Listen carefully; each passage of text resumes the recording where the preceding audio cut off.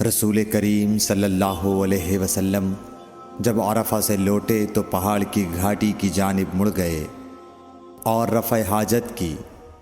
اسامہ کہتے ہیں کہ پھر آپ نے وضو کیا اور میں آپ صلی اللہ علیہ وسلم کے اعضاء پر پانی ڈالنے لگا اور آپ وضو فرماتے رہے۔ میں نے کہا یا رسول اللہ، آپ اب نماز پڑھیں گے؟ آپ نے فرمایا نماز کا مقام تمہارے سامنے یعنی مزدلفہ میں ہے، وہاں نماز پڑھی جائے گی۔ اس حدیث سے ثابت ہوا کہ وضو میں دوسرے آدمی کی مدد لینا جائز ہے۔ صحیح بخاری حدیث نمبر 181۔ مغیرہ بن شعبہ رضی اللہ عنہ ایک سفر میں رسول کریم صلی اللہ علیہ وسلم کے ساتھ تھے۔ وہاں آپ رفع حاجت کے لیے تشریف لے گئے۔ جب آپ واپس آئے، آپ نے وضو شروع کیا تو مغیرہ بن شعبہ آپ کے اعضائے وضو پر پانی ڈالنے لگے۔ آپ صلی اللہ علیہ وسلم وضو کر رہے تھے۔ آپ نے اپنے منہ اور ہاتھوں کو دھویا، سر کا مسح کیا اور موزوں پر مسح کیا۔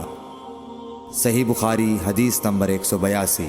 عبداللہ بن عباس رضی اللہ تعالی عنہ نے رات رسول کریم صلی اللہ علیہ وسلم کی زوجہ مطہرہ اور اپنی خالہ میمونہ رضی اللہ عنہا کے گھر میں گزاری۔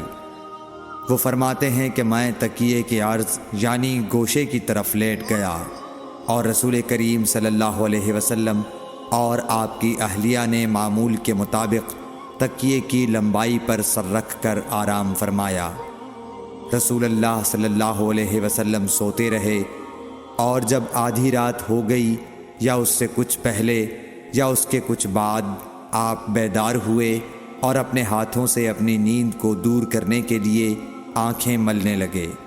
پھر آپ نے سورہ آل عمران کی آخری 10 آیتیں پڑھیں۔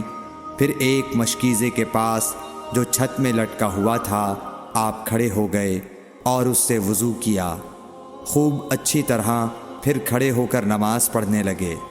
ابن عباس رضی اللہ تعالی عنہ کہتے ہیں میں نے بھی کھڑے ہو کر اسی طرح کیا جس طرح آپ نے وضو کیا تھا۔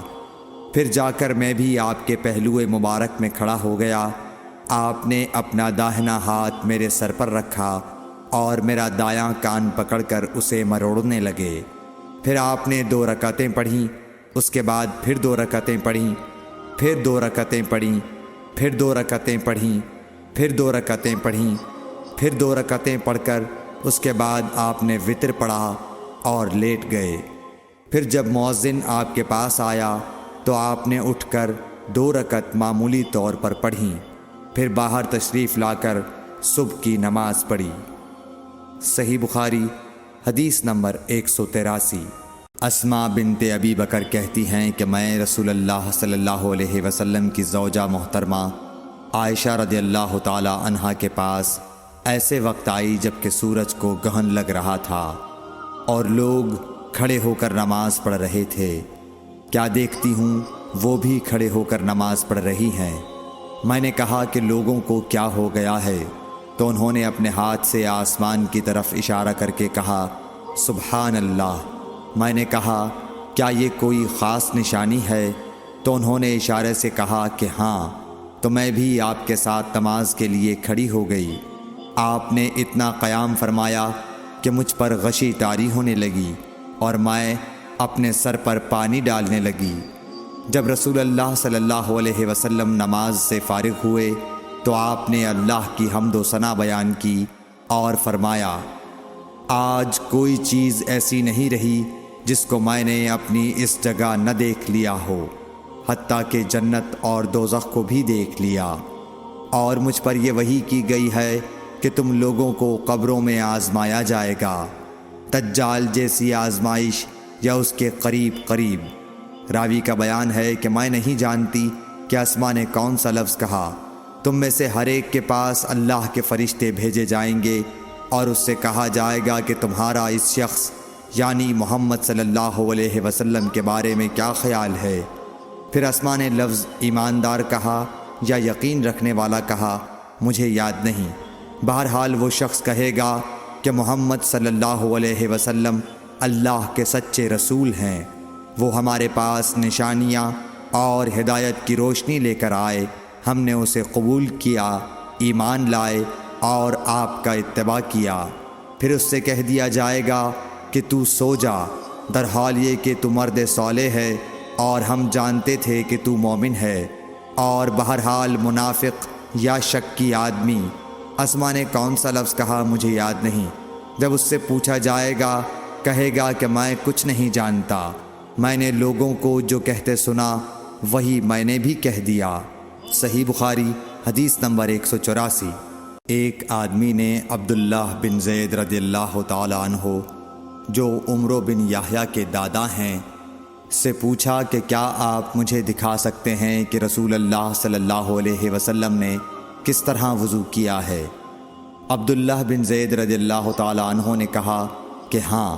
پھر انہوں نے پانی کا برتن منگوایا، پہلے پانی اپنے ہاتھوں پر ڈالا اور 2 مرتبہ ہاتھ دھوئے، پھر 3 مرتبہ کلی کی، 3 بار ناک صاف کی، پھر 3 دفعہ اپنا چہرہ دھویا، پھر کوہنیوں تک اپنے دونوں ہاتھ 2 مرتبہ دھوئے، پھر اپنے دونوں ہاتھوں سے اپنے سر کا مسح کیا، اس طور پر اپنے ہاتھ پہلے آگے لائے پھر پیچھے لے گئے، مسح سر کے ابتدائی حصے سے شروع کیا، پھر دونوں ہاتھ گدی تک لے جا کر وہیں واپس لائے جہاں سے مسح شروع کیا تھا، پھر اپنے پیر دھوئے۔ صحیح بخاری حدیث نمبر 185۔ عمرو بن حسن نے عبداللہ بن زید رضی اللہ تعالی عنہ سے رسول اللہ صلی اللہ علیہ وسلم کے وضو کے بارے میں پوچھا تو انہوں نے پانی کا تشت منگوایا، اور ان پوچھنے والوں کے لیے رسول اللہ صلی اللہ علیہ وسلم کا سا وضو کیا۔ پہلے تشت سے اپنے ہاتھوں پر پانی گرایا، پھر 3 بار ہاتھ دھوئے، پھر اپنا ہاتھ تشت میں ڈالا اور پانی لیا، پھر کلی کی، ناک میں پانی ڈالا، ناک صاف کی 3 چلوؤں سے، پھر اپنا ہاتھ تشت میں ڈالا اور 3 مرتبہ منہ دھویا، پھر اپنے دونوں ہاتھ کوہنیوں تک دوبارہ دھوئے، پھر اپنا ہاتھ تشت میں ڈالا اور سر کا مسح کیا، پہلے آگے لائے پھر پیچھے لے گئے 1 بار، ٹخنوں تک اپنے دونوں پاؤں دھوئے۔ صحیح بخاری حدیث نمبر 186۔ ابو جحیفہ رضی اللہ تعالی عنہ کہتے تھے کہ ایک دن رسول اللہ صلی اللہ علیہ وسلم ہمارے پاس دوپہر کے وقت تشریف لائے تو آپ کے لیے وضو کا پانی حاضر کیا گیا، جس سے آپ نے وضو فرمایا۔ لوگ آپ کے وضو کا بچا ہوا پانی لے کر اسے اپنے بدن پر پھیرنے لگے۔ آپ نے ظہر کی 2 رکعتیں ادا کیں اور عصر کی بھی 2 رکعتیں، اور آپ کے سامنے آڑ کے لیے ایک نیزہ تھا۔ صحیح بخاری حدیث نمبر 187۔ ابو موسیٰ اشعری رضی اللہ تعالی عنہ کہتے ہیں کہ نبی کریم صلی اللہ علیہ وسلم نے ایک پیالہ منگوایا جس میں پانی تھا، اس سے آپ نے اپنے ہاتھ دھوئے اور اسی پیالے میں منہ دھویا اور اسی میں کلی فرمائی، پھر فرمایا تو تم لوگ اس کو پی لو اور اپنے چہروں اور سینوں پر ڈال لو۔ صحیح بخاری حدیث نمبر 188۔ محمود بن ربی جب چھوٹے تھے تو رسول اللہ صلی اللہ علیہ وسلم نے انہی کے کنویں کے پانی سے ان کے منہ میں کلی ڈالی تھی، اور عروہ نے اسی حدیث کو مسور وغیرہ سے بھی روایت کیا ہے، اور ہر ایک راوی ان دونوں میں سے ایک دوسرے کی تصدیق کرتے ہیں کہ جب رسول اللہ صلی اللہ علیہ وسلم وضو فرماتے تو آپ کے بچے ہوئے وضو کے پانی پر صحابہ رضی اللہ عنہم جھگڑنے کے قریب ہو جاتے تھے۔ صحیح بخاری حدیث نمبر 189۔ صائب بن یزید کہتے تھے کہ میری خالہ مجھے نبی کریم صلی اللہ علیہ وسلم کی خدمت میں لے گئیں اور عرض کیا کہ یا رسول اللہ، میرا یہ بھانجا بیمار ہے۔ آپ صلی اللہ علیہ وسلم نے میرے سر پر اپنا ہاتھ پھیرا اور میرے لیے برکت کی دعا فرمائی، پھر آپ نے وضو کیا اور میں نے آپ کے وضو کا بچا ہوا پانی پیا، پھر میں آپ کی کمر کے پیچھے کھڑا ہو گیا اور میں نے مہر نبوت دیکھی جو آپ کے مونڈھوں کے درمیان ایسی تھی جیسے چھپر کھٹ کی گھنڈی یا کبوتر کا انڈا۔ صحیح بخاری حدیث نمبر 190۔